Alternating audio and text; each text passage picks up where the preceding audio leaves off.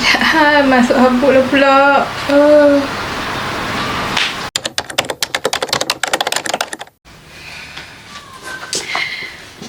Hai, Assalamualaikum. Welcome back to my channel, Yazati. Okay, seminggu yang lalu saya telah buat video bagi tip macam mana nak pergi ke interview untuk program Tunas Usahawan Belia Bumiputra ataupun lebih dikenali sebagai TUBE. Tapi untuk tahun ni dia jadi TUBE X. Sebab apa? Sebab yang ke-10 tahun.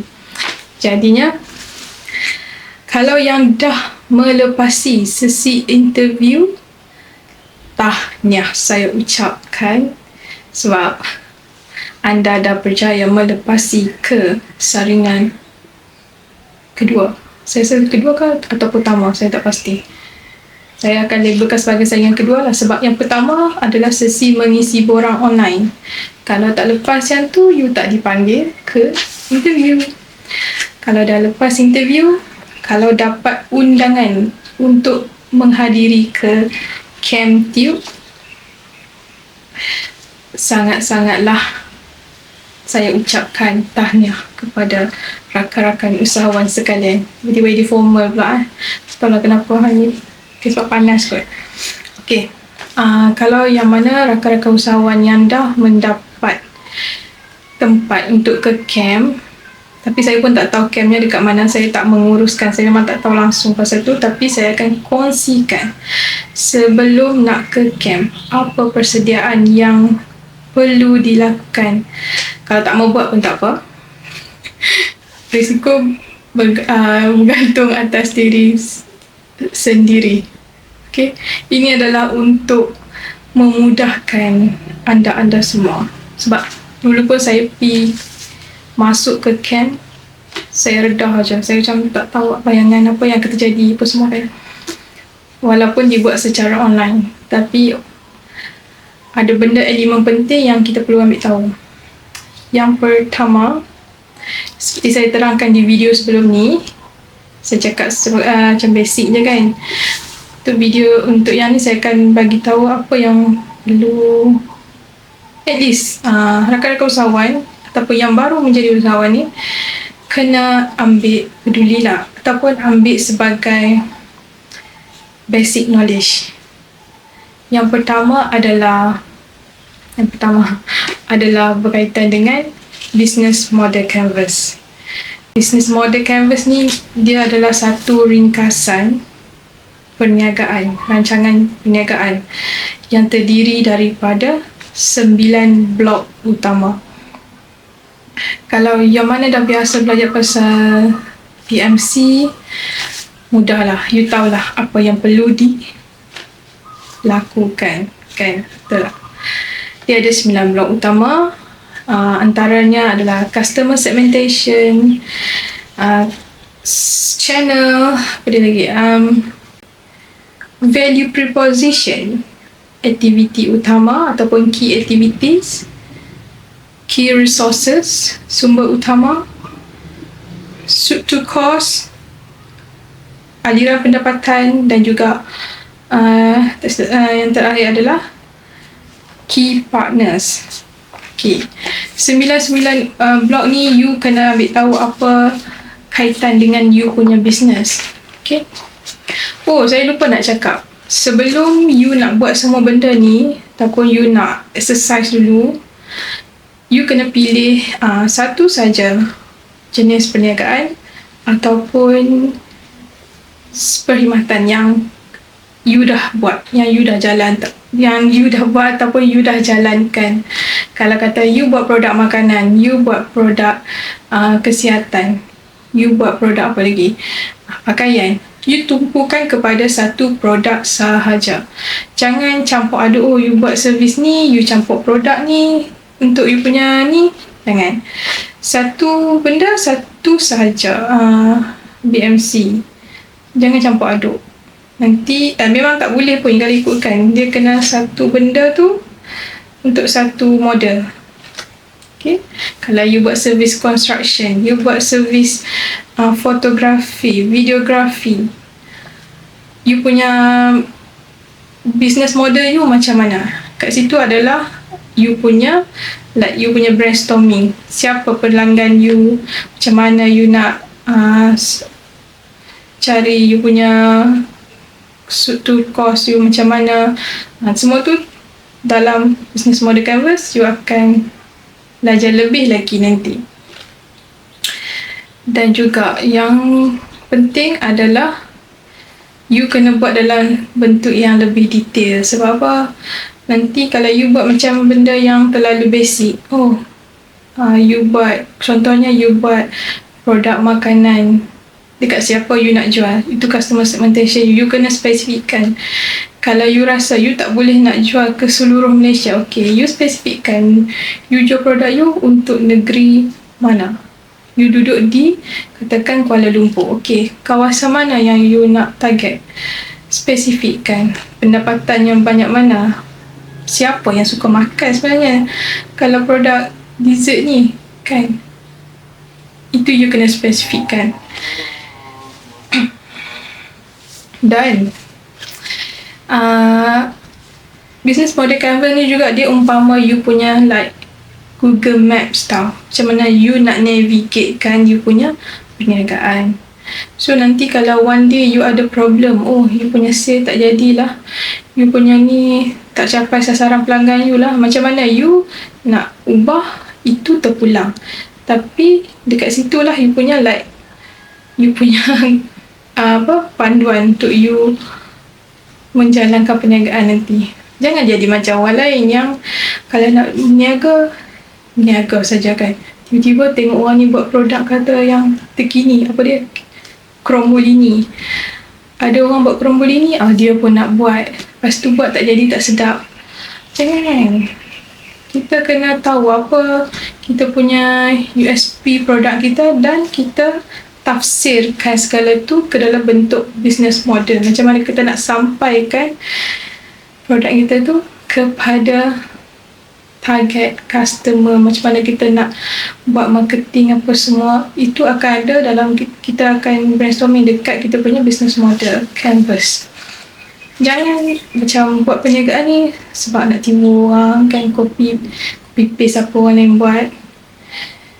Memang you boleh buat produk yang sama macam orang lain, tapi cari apa you punya kekuatan, kelebihan, perbezaan dari segi marketing. Kalau orang tu buat macam ni, you nak buat macam mana? Kalau orang tu fokus kat TikTok, you nak fokuskan kat Instagram macam mana? Macam mana nak tarik customer Instagram? Lepas tu kalau you nak buat direct jual dekat kafe, biasanya yang pergi kafe ni orang yang berpendapatan banyak mana? Itu you kena fikirkan kan. Okay, itu yang pertama. Dan yang kedua adalah rancangan perniagaan. Rancangan perniagaan ni dia merupakan dokumen bertulis tentang kita punya perniagaan. Dia lagi detail. Kalau dekat business model Canvas tu dia adalah ringkasan saja. You akan tulis dalam bentuk point saja. Tapi kalau untuk serius sangat aku saya cakap, kalau untuk rancangan perniagaan ni dia lebih detail dan you kena buat dalam bentuk ayat, karang, ayat yang panjang. Jangan jadi macam saya dulu, satu hari sebelum nak submit tu saya baru kalut nak buat sebab saya tak tahu benda tu kena buat. Waktu pergi ke bootcamp sampai macam ni tangan saya, tak, sebab kalut type kan, sebab dia ada timing. Dia kata okay, pukul 2 petang kena semua submit. Kalau tak submit, nanti juri tak dapat baca you punya dokumen, esok you nak kena present, bermasalah. Dokumen, okay, sambung balik.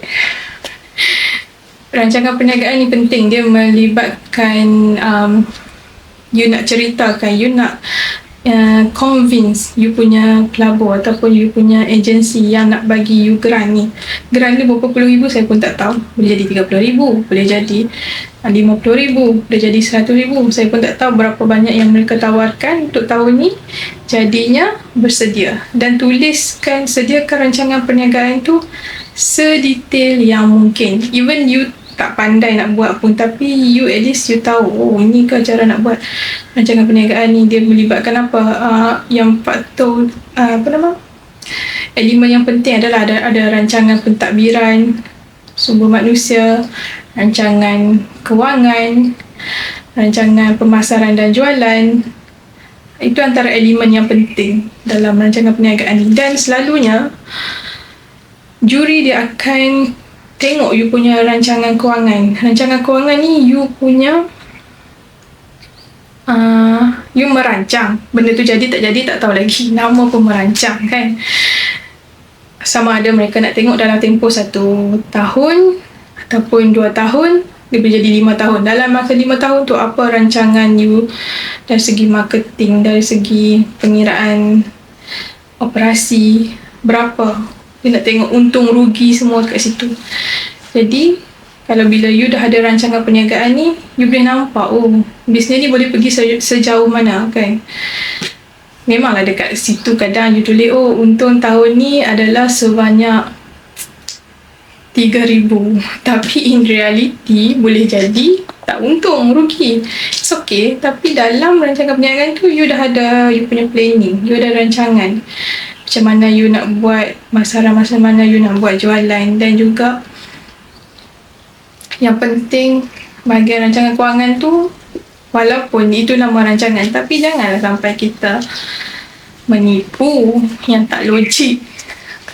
Ini adalah yang terjadi masa saya punya sesi presentation tahun lepas. Juri tanya salah seorang peserta, kenapa kamu punya perbelanjaan ni sangat-sangat tinggi? Pendapatan dia rendah, perbelanjaan dia tinggi, lepas tu tiba-tiba ada keuntungan yang tinggi. Tak logik lah tu kan. Kalau you punya revenue panggil revenue kan tinggi, expenses you rendah, logik lah you nak dapat untung yang lebih. Betul tak? Saya pun dah lupa dah ni. You kena tengok dekat bahagian tu dan masukkan kalau ada gambar-gambar yang berkaitan dengan you punya bisnes, semua tu masukkan. Dan perkara kenapa rancangan perniagaan ni penting sebenarnya. Nanti kalau you dah sediakan waktu you masuk dekat tube ni, ataupun you masa nanti masa di camp nanti baru nak buat, is okay.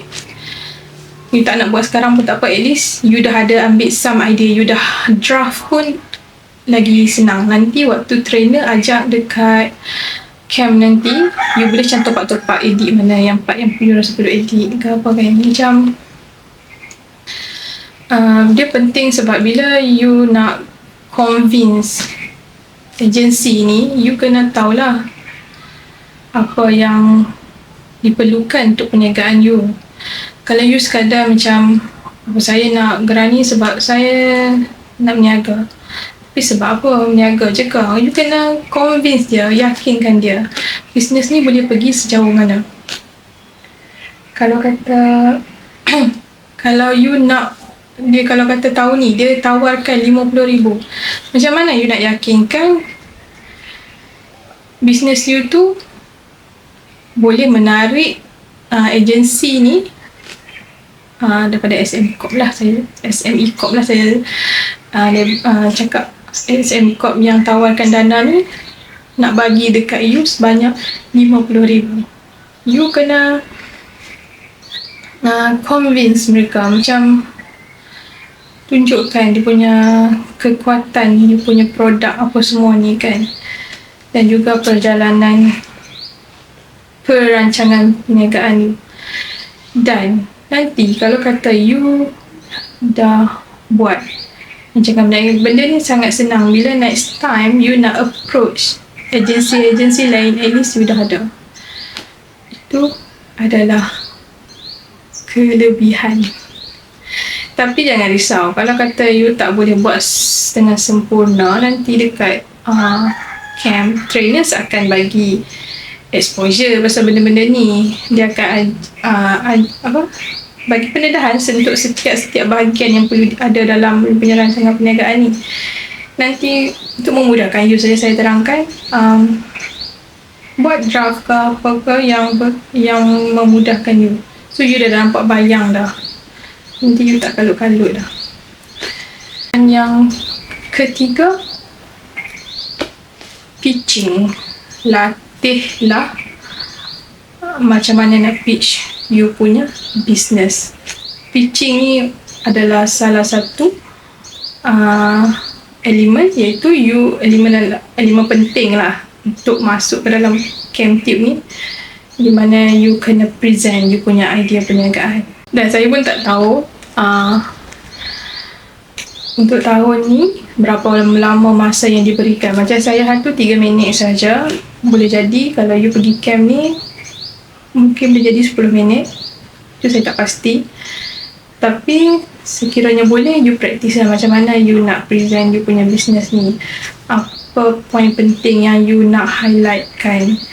Biasa kalau kata 3 minit macam saya dulu, saya highlightkan 30 saat pertama tu lebih pada introduction tentang produk, dan 30 second kemudian saya terangkan berkaitan dengan saya punya USP. USP stand for Unique Selling Proposition lah. Okay. Dia macam you punya kekuatan produk you, dan kenapa you buat produk tu, apa manfaat produk tu, you kena highlightkan. Dan yang terakhir tu untuk itu kan 30 second, saya terangkan dalam masa dalam 1 minit lebih. Dan yang penutup lagi 30 saat tu saya explain tentang kenapa saya layak terima geran yang ditawarkan tu sebanyak contohnya 50,000. Okey, kenapa saya layak menerima tu, you highlightkan lah. Saya takkan cerita yang panjang-panjang lagi sebab nanti dekat camp trainer ataupun pihak pengurusan dia akan explain lah apa yang nak kena buat. Dan ketiga-tiga benda ni dia penting sebabnya nanti masa dekat camp nanti you akan bersaing dengan, bukan bersaing dengan orang lain tau, bukan bersaing dengan peserta-peserta lain, tapi you bersaing dengan masa. Sebab dekat situ tak tahulah, dekat camp nanti mungkin dia akan buat seharian, aktiviti seharian kan, daripada pagi, petang sampai ke malam. Kalau malam tak ada, okey. Tapi kalau kata malam tu ada aktiviti, kat situ memang dia akan tintong sikit tau.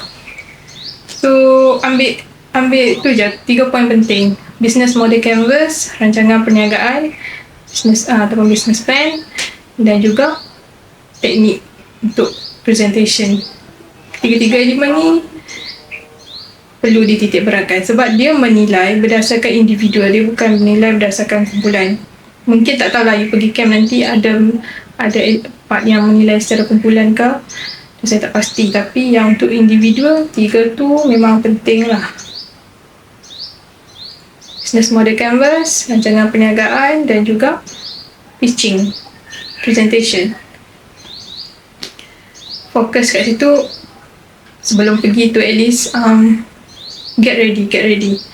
Macam study lah dulu kan, ambil tahu ni jangan sampai BMC tu apa, rancangan perniagaan tu macam mana, jangan sampai macam tu. Nanti kat sana dengan letihnya, dengan penatnya, terkejap-kejap waktu nak sediakan semua benda tu, jadi stres lah. Jangan main-main lah, sebab sebelum batch ni, mungkin batch 43, 45, ada yang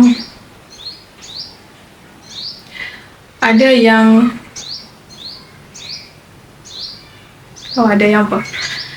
Yang last minute tarik diri sebab tak tahan kena torture. Sebab time tu katanya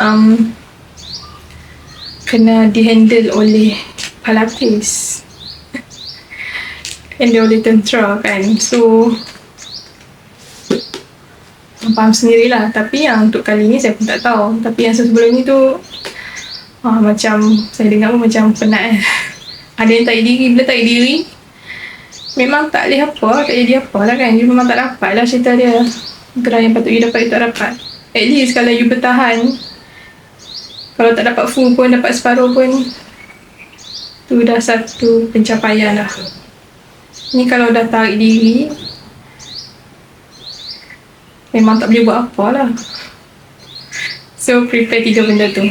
Study dari sekarang lah kalau boleh, ataupun dah buat draft macam mana. Dan yang penting bawa laptop lah. Laptop tu memang penting sebab nanti kat situ you nak belajar buat semua benda. Kalau tak bawa tu mungkin jadi satu masalah lah, nanti melambatkan kerja juga kan. So itu saja daripada saya. Saya nak explain lebih-lebih pun nanti macam tak surprise lah kan. At least saya dah bagi tahu benda ni secara basic. You pergi explore. Okay, sebelum tu saya nak tunjuk salah satu contoh saya punya BMC. Ni yang saya cakap tu. Tak boleh nak buka. Kata you dah sediakan BMC, rancangan perniagaan. Kedua benda ni nanti senang bagi UP program mana-mana pun you dah ada dah. So belajarlah buat study supaya tak stres masa pergi camp nanti, supaya kita lebih masa untuk bernetworking. Okay, so thank you for watching. Jangan lupa like, komen lah kat bawah tu kalau ada apa-apa improvement ataupun cadangan yang boleh saya tolong update. Kemudian untuk next video, komen je kat bawah tu, jangan risau. Saya membaca dengan hati terbuka, tapi janganlah komen yang sangat-sangat tak menyenangkan kan. Saya cuba sedaya upaya saya untuk berkongsi, jadi hargailah setiap titik perlu usaha saya. Okay, dan jangan lupa like juga. So thank you. Don't forget to subscribe to my channel. And kalau ada yang nak bertanya ke apa, boleh je message saya personally dekat saya punya social media account. Ada link kat bawah description box yang saya dah letak kat situ. Okay, thank you. Selamat maju jaya ke camp Tunas Usahawan Belia Bermitra Tube yang ke-10, ataupun sekiranya video ni ditonton untuk batch akan datang. Selamatlah menonton, okay? Terima kasih.